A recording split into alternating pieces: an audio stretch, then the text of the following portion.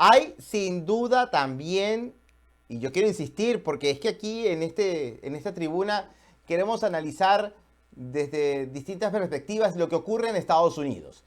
No solamente el fenómeno migratorio, que es sin duda una de las banderas en el estandarte de la actual administración, sino también la economía, la macroeconomía, las decisiones que involucran a los mercados globales, el rendimiento de las inversiones de los estadounidenses, el bolsillo de los estadounidenses, y todo eso es observado muy de cerca por los expertos. Uno de ellos se conecta con nosotros por la vía digital. Está Tulio Rodríguez, economista. Tulio, para abordar de inmediato, porque es un tema que nos priva en estos momentos a quienes vivimos acá en Estados Unidos y quienes están fuera. ¿Cuáles pueden ser los resultados de este viaje que realiza el presidente de Estados Unidos en Oriente Medio, donde trata de acercar las inversiones de un importante lugar, rincón del mundo, muy vinculante, y que puede representar sin duda un reordenamiento de la actividad económica estadounidense? ¿Con qué propósito? Cuéntenos, por favor. Bienvenido. Buenas tardes. Hay una expresión en inglés que se llama paramount. Paramount es lo máximo, es lo mayor. Y esta situación, este viaje, puede ser un viaje paramount muy importante. Les recuerdo, aquí había una cosa que se llama, existe, no había, existe una cosa que se llama los Abraham Accords, los acuerdos de Abraham, que se firmaron hacia el año 2020. Esos acuerdos fueron auspiciados en la época, en el primer mandato del presidente Trump. Y él fue a Israel y entonces los países árabes y los países musulmanes trataron de normalizar las relaciones y se firmaron esos tratados. ¿Por qué se llamaban los Abraham Accords? Bueno, porque el patriarca Abraham es común tanto para el judaísmo como para el cristianismo como lo es para el islam y eso representa el símbolo de todos. Y por ahí empiezan entonces países como los Emiratos Árabes, Bahrein, Sudán, Marruecos, firmaron esos acuerdos. Y ahora empezamos nuevamente, esto empieza el nuevo mandato de Trump, empieza con estos 90 días que han sido tan azarosos con todo este tema de los aranceles. Seguidamente vamos al viaje y quiero ver si me da el tiempo para hablarles de ambas cosas. Vamos a este viaje y lo primero que se hace en estos primeros 3 días, hay un acuerdo de venta de armas de 142 billones de dólares. Es el mayor acuerdo de defensa en la historia de los Estados Unidos y esto incluye sistemas de defensa, incluye misiles, incluye la modernización de las fuerzas aéreas sauditas, una cantidad de cosas. Hay también un compromiso de inversión de 600 billones de dólares en sectores de los Estados Unidos por parte de Arabia Saudita, donde están 14.2 billones en turbinas de gas y lo que son soluciones energéticas. Esto es para la General Electric, 4.8 billones para la compra de aviones Boeing 737, 20 billones en infraestructuras para inteligencia artificial. Hay una empresa saudita que se llama la Data Vault, 80 billones en proyectos de tecnología diversos donde participan Google, Oracle, Uber. Y está también la posible adquisición de lo que son los cazas F-35. Estos todavía no están determinados y esto incluye a la compañía Lockheed Martin, que es la que hace muchos de estos aviones cazabombarderos.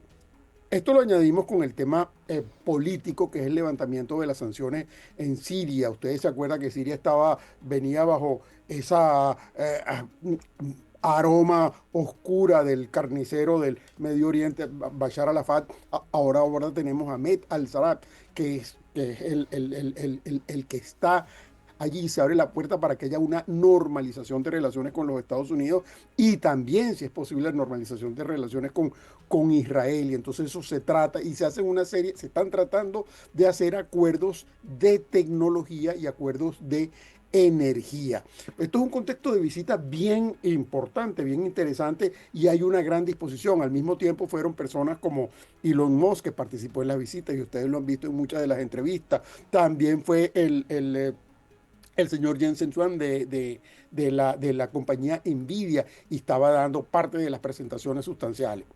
Déjenme dejarles esto aquí, porque todo esto está dentro de un contexto general del tema de los aranceles, que es un tema que tiene al mundo eh, totalmente en vilo, todo el mundo nervioso. Yo siempre, desde el principio, yo he criticado la forma como se implementó, no, como se comunicó el tema de los aranceles, porque fue una cosa, yo la he llamado a manera de circo, que abarcó a todo el mundo de una forma novelesca Y yo siempre he pensado que eso ha debido hacerse más bien a puertas cerradas, país por país, se ha debido ir negociando con cada uno de ellos. Pero nosotros estamos viendo que hay una situación interesante porque tenemos China, ahora esta misma semana, ya tiene una suerte de pausa por 90 días. Esa suerte de pausa ha traído una tranquilidad importante en los mercados y ustedes han visto cómo hace 2 días los mercados comenzaron a subir de manera dramática. Esto no es definitivo y lo que tenemos de 145 pasó a 30% para los chinos y 10% de aranceles para los americanos, pero eso es distinto, todavía no es lo mismo que teníamos y no estamos en la misma situación. Tenemos países como Vietnam que tienen perspectivas altas, países como Vietnam tienen la posibilidad de ser parte de los que sustituyan a China en los procesos de fabricación, después de que China, que en los próximos años va a decaer significativamente por el problema demográfico que tiene.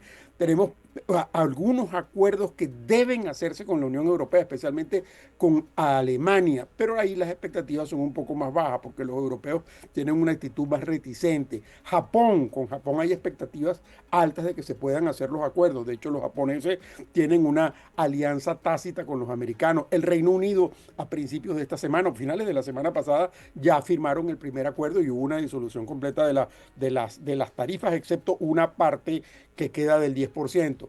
En el caso de México, todavía no hay un acuerdo, pero en México hay unas perspectivas, aunque no son altas, hay unas perspectivas de que va a haber un acuerdo porque los mexicanos necesitan tanto de los Estados Unidos como los Estados Unidos necesitan de los mexicanos. Hay un acuerdo ya con India, no hay un acuerdo final, pero sí hay una relación intensa para firmar un acuerdo.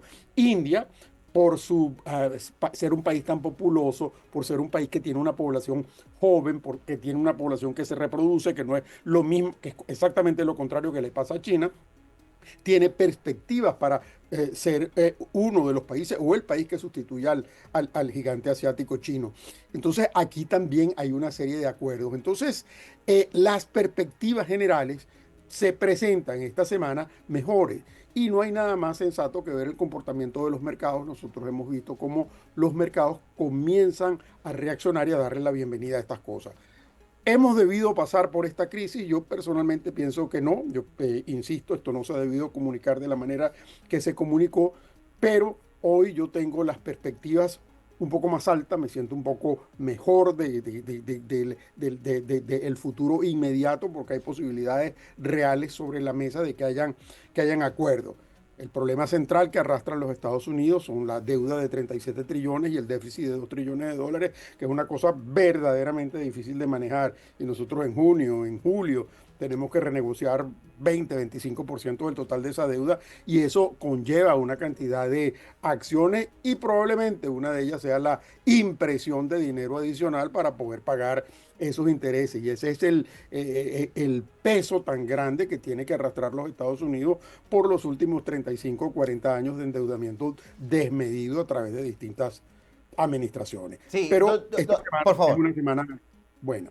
Sí, don Tulio, a propósito de todo esto que ha anunciado y ha ejecutado el presidente de Estados Unidos, Trump ha dicho que incluso adecuaciones tributarias en la población o hacia la población estadounidense puede rendir mucho más el presupuesto. Esto, ¿qué tan factible en la medida de corto plazo se puede sentir en el bolsillo del estadounidense de a pie?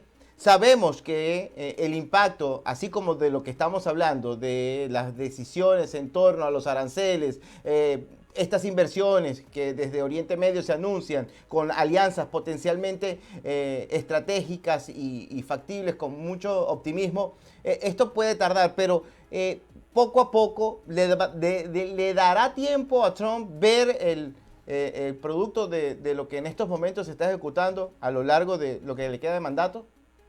Bueno, la respuesta es una gran interrogante porque me haces una pregunta para la cual hay que ponerse, como yo siempre digo, el cucurucho de lunas y estrellas, la bata de lunas y estrellas y sacar la bola de cristal para poder anticiparlo. Es difícil Como el mago Merlín. como el mago Merlín. Hay cosas a muy corto plazo, como son, por ejemplo, y esto lo sabemos que va a pasar con la tasa de interés. El presidente en una forma que yo encuentro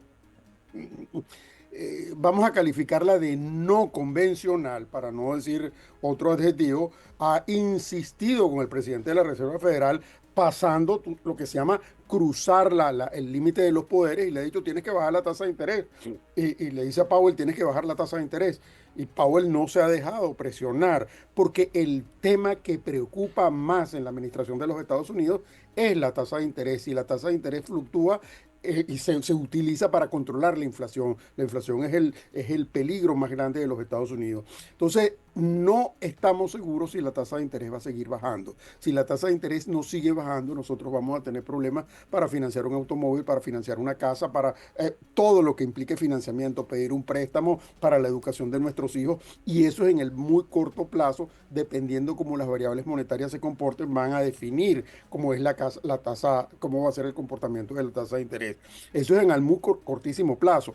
Pero también si no había un acuerdo en la parte de los aranceles, nosotros íbamos a tener un impacto directo en el costo y en la adquisición de todos los bienes. Nosotros importamos absolutamente de todo. Se importan no solo materias primas, se importan productos terminados de todo índole, se importa ropa, se importan automóviles, se importan computadoras, se importan teléfonos, se importa básicamente todo. Aquí tenemos una fabricación también, pero es mucho lo que se importa y todo eso va a tener un impacto sobre el bolsillo de cada quien. De hecho, la medida que se venían, lo que se viene diciendo en los últimos 3 meses, hay que prepararse porque vamos a tener un periodo duro y después vamos a tener un tiempo muy bueno. Ese es el anuncio que ha venido haciendo el presidente en los primeros 3 meses. Es una política de choque, es una política que nadie está seguro cuáles son los resultados que va a haber, que esa política va a tener. ¿Es esta la forma correcta? Bueno, definitivamente que nosotros teníamos que enfrentar de alguna manera la forma deficitaria como se viene comportando la economía de los Estados Unidos. Yo no puedo anticipar si esta es la manera más correcta, pero sí es esta política de choque, si de alguna manera intenta traer justicia a Estados Unidos. Pero ojo, cuando digo eso, al mismo tiempo llamo la atención de que sí, nos sentamos en Europa la semana pasada o al principio de esta semana con los chinos y ya se desmontó en principio por 90 días, pero lo que se acordó no es mejor que lo que teníamos. Y entonces estemos claros que esto es una cosa sencillamente temporal y no es mejor que lo que teníamos. Tenemos un camino muy importante que transitar y todos los países están afectados. El hecho que los Estados Unidos, que ha sido el benefactor del mundo desde el año, desde el final de la Segunda Guerra Mundial, que ha sido el patrocinador de todo el ensamble de la globalización, que en este momento salga con esa posición de ataque para hacer que haya justicia para los Estados Unidos, no es algo que el mundo entero lo ve con los mejores ojos. Más bien eso es algo que crea algo que se llama la alienación de la opinión contra los Estados Unidos. Y eso es algo que hay que verlo con mucho cuidado porque esos son actos que tienen consecuencias para la población. Don Tulio, nos queda aproximadamente 2 minutos y quisiera preguntarle sobre esta oficina que también generó mucha inquietud, la oficina Dodge. Estos recortes de burocracia, entiendo que son necesarios. El aparato del sector público es inmenso acá. No obstante, pareciera que lo que hizo Elon Musk no rindió perfectamente las cuentas que aguardaba la oficina de la Casa Blanca, o quizás ese era el objetivo, un paso temporal. Bueno, lo que pasa es que en matemática hay algo que se llama la ley de los grandes números, en estadística hay algo que se llama la ley de los grandes números. Tú no puedes en 2 semanas, en 3 semanas o en un mes desmontar lo que tienes 40 años haciendo. Tú tienes desde el presidente, la única persona que tuvo un presupuesto balanceado en los Estados Unidos fue Clinton en los últimos años, y eso no tuvo nada que ver con él, eso tuvo que ver con el final de la Guerra Fría, se cayó el muro de Berlín, se disolvió la Unión Soviética, bajaste los gastos de defensa en un 40% y por supuesto que tuviste superávit. Pero de allí para acá, todos los presidentes, a uno le tumbaron las torres, a otros le quebraron los bancos, a otros le dio gripe a la población y tú llevaste la deuda a 37 trillones de dólares. Tú no puedes pretender que vas a desmontar todo el aparataje público con una persona que no está vinculada directamente a la administración pública y que trae a unas personas que son, sin lugar a dudas, gente brillante de administración en el sector privado, en determinado tipo de empresas, y poder cortar y que esos sean cortes permanentes, ¿no? De hecho, muchas de las posiciones que fueron despedidos los tuvieron que reclutar por otro lado, o hubo otras partes del presupuesto que los absorbieron. Eso fue lo que yo llamo más un saludo a la bandera que una acción real. Eso de alguna manera fue una medida de las que yo llamo efectista. Sí, nosotros tenemos una burocracia que es sumamente ineficiente, una burocracia muy grande, pero eso es un proceso de educación y de ir poco a poco quitándole rebanaditas al exceso de ineficiencia que tienes en toda la fuerza laboral en el sector público en los Estados Unidos, que sin duda existe. Eso no lo puedes hacer en 3 meses, y no importa que sean las mentes más preparadas y con más conocimiento en las nuevas tecnologías. No, eso requiere tiempo porque cada acción tiene una reacción y estás afectando agencias que afectan a grandes masas de la población. Por eso es que eso requiere tiempo, porque si no el efecto choque es muy grande. Y entonces priva aquella célebre frase que dice, que es una estrofa de una canción, que peor es el remedio que la enfermedad, y tienes que ir progresivamente y sosteniéndolo. Yo creo que esto que estamos haciendo de estas medidas de negociación con los países, si se hacen discretamente y se hacen efectivamente, pueden traer algunos beneficios, pero no se olviden que en junio y julio tenemos que renegociar la deuda. Y si esa renegociación de la deuda implica que la deuda no va a ser 37 trillones como es hoy, no se olviden de la cifra, sino va a ser 39 o 40 trillones, bueno, entonces la evaluación para los que están llevando el gobierno tiene que ser una evaluación mala. Si logran que la deuda se reduzca de alguna manera mágica, que no sé cuál es, entonces la evaluación para esas personas puede ser una evaluación buena.